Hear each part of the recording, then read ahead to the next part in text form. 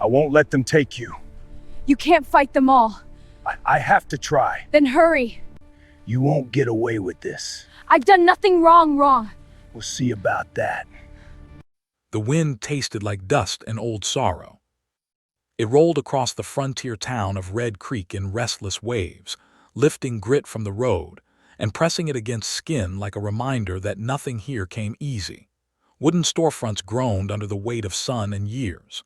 A crooked sign above the saloon clapped lazily against its hinges. Horses snorted and stamped near the auction pens, the smell of sweat leather and dry hay thick in the afternoon heat. Men gathered in a rough circle around the raised auction platform. Boots scraped, spurs jingled, laughter drifted sharp and careless through the air. In Red Creek, entertainment was rare, and suffering, when it wasn't your own, was a kind of sport. Caleb Turner stood near the back of the crowd, hat pulled low, shoulders squared but tired. The lines around his mouth were deeper than a man of 28 ought to have. The past year had carved them there. Winter had been merciless, the drought worse. Half his cattle were gone. Fences had collapsed under dry rot. He'd sold his mother's silver just to buy feed.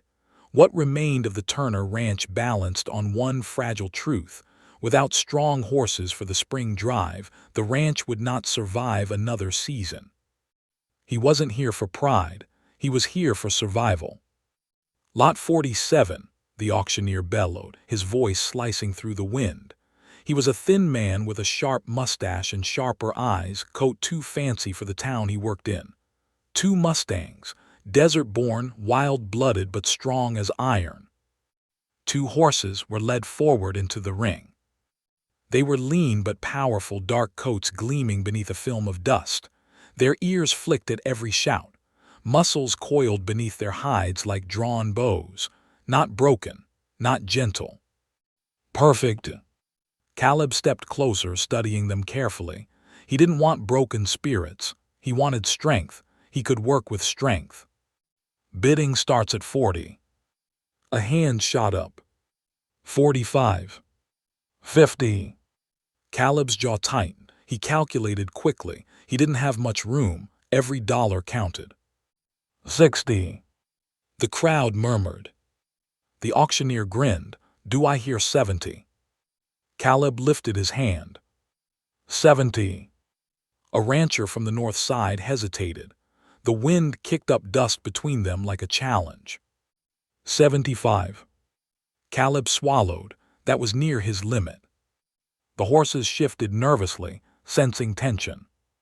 He thought of his father's voice. Land doesn't survive on fear. It survives on decisions. Caleb raised his hand again. 80. Silence. The other rancher cursed under his breath, but lowered his gaze. The auctioneer slammed his gavel. Sold. Relief hit Caleb so suddenly his knees nearly weakened. He exhaled slowly, allowing himself one brief moment of victory. Maybe the ranch would breathe again. But the auctioneer didn't move on. Instead, he cleared his throat, and a strange lightness entered his voice. Well now, he said, brushing dust from his sleeves, that's not all included in this fine purchase. A ripple of curiosity moved through the crowd. Caleb frowned. What do you mean? The auctioneer waved lazily toward the edge of the platform. Bring her. 2 men stepped forward from the side of the pen. Between them, they dragged someone. At first, Caleb thought it was a bundle of cloth. Then the cloth moved. A woman stumbled into view. Her wrists were loosely bound with rope. Her dress, once patterned and bright, was torn and dirt-stained. Long black hair fell around her shoulders in wild strands, partially hiding her face. A bruise shadowed her cheekbone. Dust clung to her skin like a second layer. The laughter started almost immediately. Can't speak a word, one man called out. Might be cursed. Worthless, another spat. Tribes scattered, no one claiming her. She came with the land dispute near Dry Mesa, the auctioneer explained lightly, as if describing broken equipment. No family left, no papers, no use. Figure will clear her off same time as the horses. Caleb felt something cold settle in his stomach. I didn't bid on a person. You bid on lot 47, the auctioneer replied smoothly, and she's attached to it. The crowd snickered. The woman lifted her head. And that was when Caleb saw her eyes. They were not empty, not broken. They burned, not with pleading, not with fear, with fury, contained, controlled, watching. She did not cry, she did not struggle, she did not bow her head. She stood. The rope around her wrists hung slack, as if whoever tied it had not bothered to make it tight, as if they already believed she had nowhere to run. Caleb stepped forward onto the platform, boots heavy against the wood. "This ain't right," he said quietly. A rancher near the front barked a laugh. "You want the horses or not, Turner?" He needed those horses. Everyone knew it. That was the cruelty of it. The auctioneer shrugged. "You can dump her in town if you don't want her, or put her to work. No charge, generous deal, I'd say." More laughter. The woman's gaze shifted to Caleb. There was no begging in it. Only assessment. He could walk away, lose the horses, lose his ranch, walk away from this humiliation and let someone else decide her fate. Or he could accept the bargain and become like the rest of them. Dust swirled between them, catching in his throat. Slowly, deliberately, Caleb reached for the rope around her wrists. The crowd leaned forward. Instead of tightening it, he untied it. The rope fell to the wooden boards with a soft thud. A hush rippled outward. "She ain't property," Caleb said, his voice steady despite the heat crawling up his spine. "And she ain't part of any lot I bought." The auctioneer's smile thinned. "You paid, she's yours." Caleb turned to the woman but kept distance between them, palms open at his sides. "You're not tied to me," he said gently. "You can leave, go wherever you choose." For a moment, the only sound was wind. She didn't move, didn't blink. The crowd waited, hungry for spectacle. One man muttered, "She won't survive a mile." Another chuckled, "Won't survive the night." The woman's gaze flickered briefly toward the open desert beyond town. Then back to Caleb. She stepped off the platform. Not away. Behind him. Not hiding. Choosing. The laughter died in their throats. Caleb felt the weight of her decision settle between his shoulders like armor and burden, all at once. The auctioneer scoffed loudly, trying to reclaim control. "Fine then, take your purchase and clear the yard." But something had shifted. The crowd no longer looked amused. They looked uncertain. Caleb took hold of the horse's reins. The Mustang snorted, restless but strong. He did not look back at the men. He did not acknowledge the whispers. He walked, boots striking dirt, hooves following, and behind him, soft but steady footsteps. As they moved through town, doors creaked open, eyes watched from shaded porches. The story would spread by sundown. Caleb Turner had taken home an Apache woman from the auction block. He didn't know her name, didn't know her story. But he knew this. When he untied that rope, something inside him had loosened too. Not pity, not charity, respect. The wind followed them out of Red Creek, carrying away the last of the town's laughter.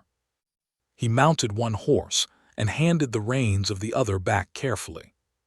She did not need help mounting. In one fluid motion, she swung onto the Mustang's bare back. The horse stilled beneath her, as if recognizing something familiar. Caleb watched in quiet surprise. Worthless.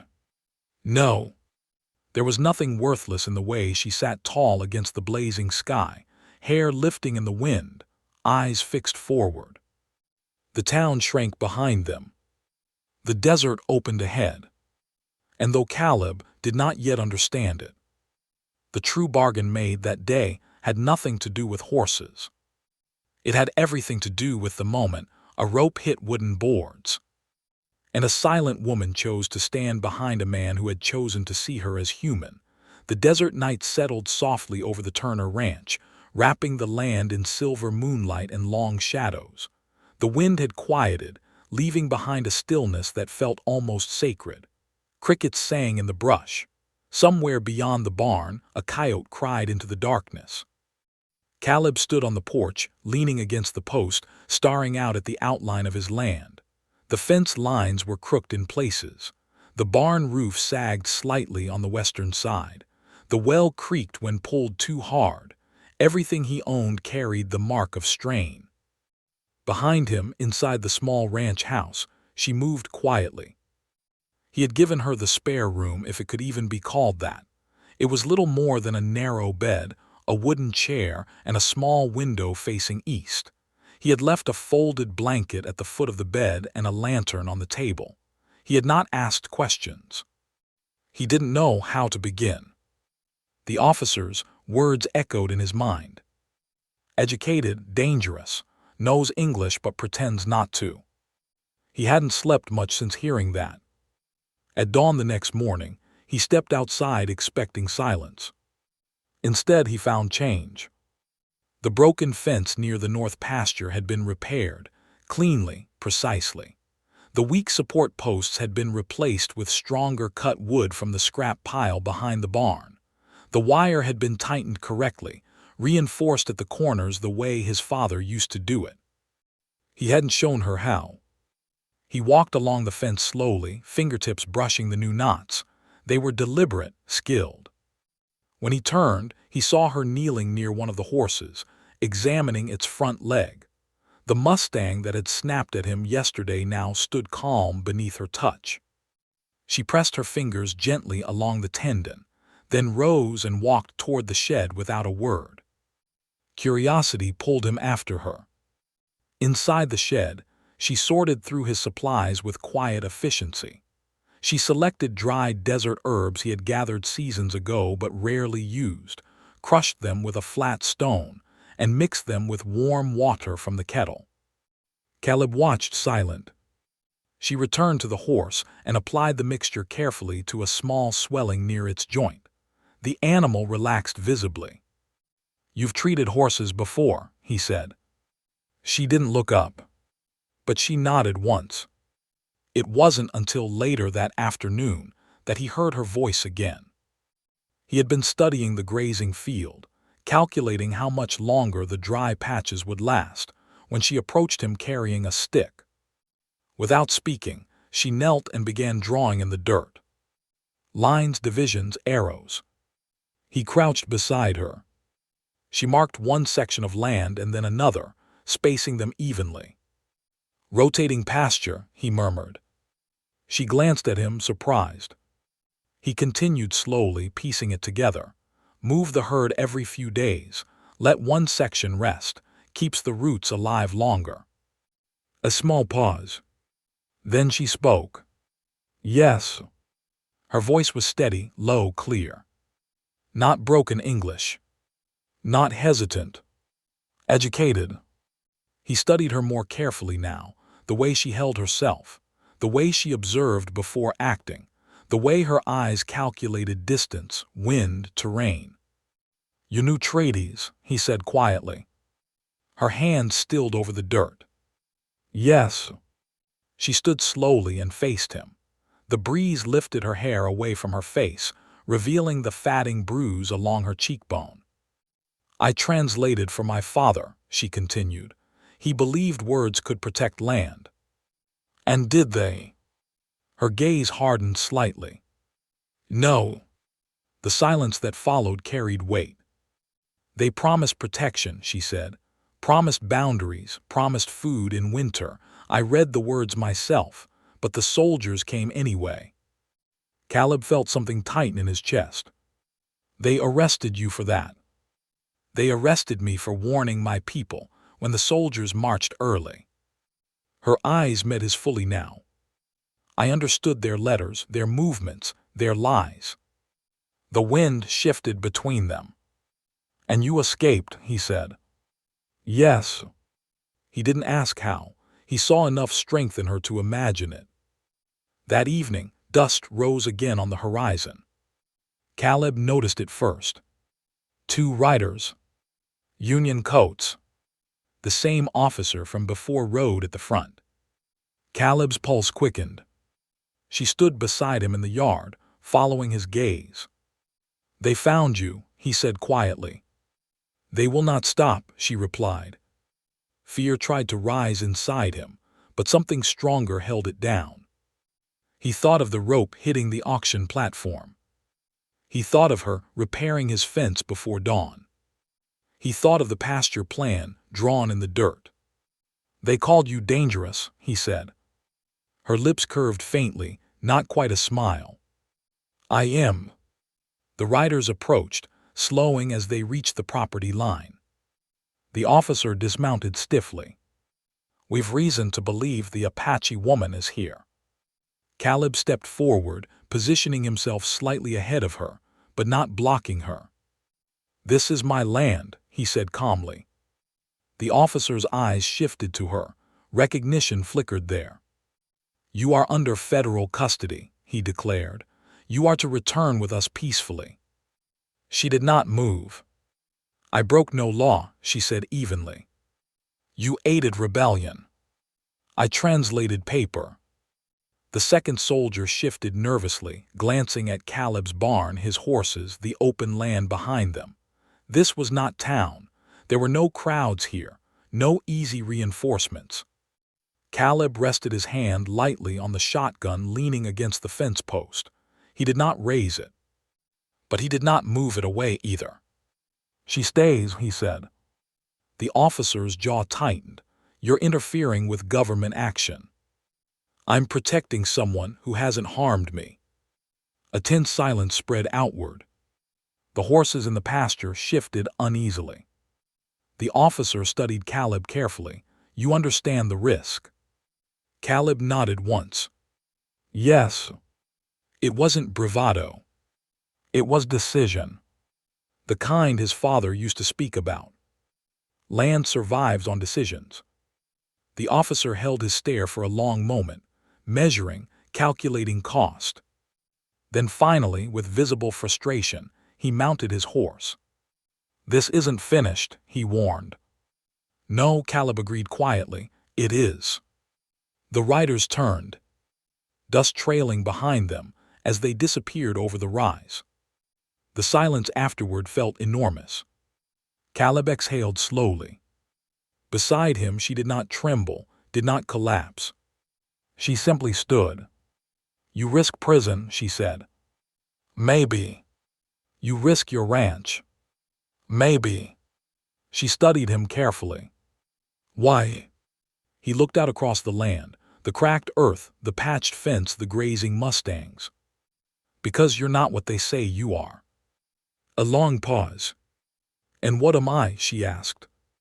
He met her eyes fully. "You're someone who fixes what's broken." Something softened in her expression then, something unguarded. "My name is Apache," she said. He repeated it quietly, "Apache." Butterfly. Transformation. It fit. The days that followed carried tension, but also change. Under her guidance, they rotated the grazing sections. Within weeks, small patches of green began pushing through soil Caleb had nearly given up on. She showed him how to dig shallow trenches to catch rare rainwater, instead of letting it run off. She strengthened the barn beams with smarter support angles. The horses responded to her like she spoke their language. And slowly, the ranch began to breathe again. One evening, as sunset painted the sky in deep orange and violet, Caleb stood beside her at the edge of the pasture. "You could still leave," he said softly. She looked toward the open horizon. "Yes. But you don't." "No." "Why?" This time when she answered, her voice carried warmth. "You untied the rope." The wind moved gently through the tall grass. Caleb felt something settle inside him. Not obligation, not debt. Partnership. The land stretched before them, no longer just a burden to survive, but something to rebuild.